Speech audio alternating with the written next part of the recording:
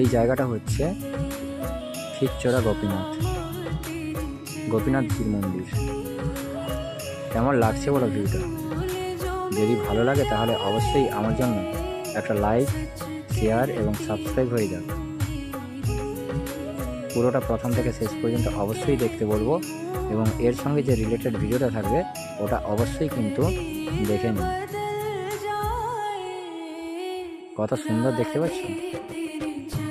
ও সেই ভিউ।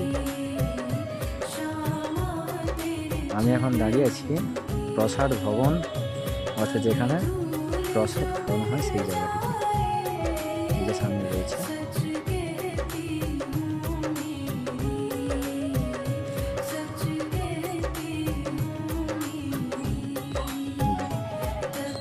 এর সামনেই রয়েছে, আর এখানে একটা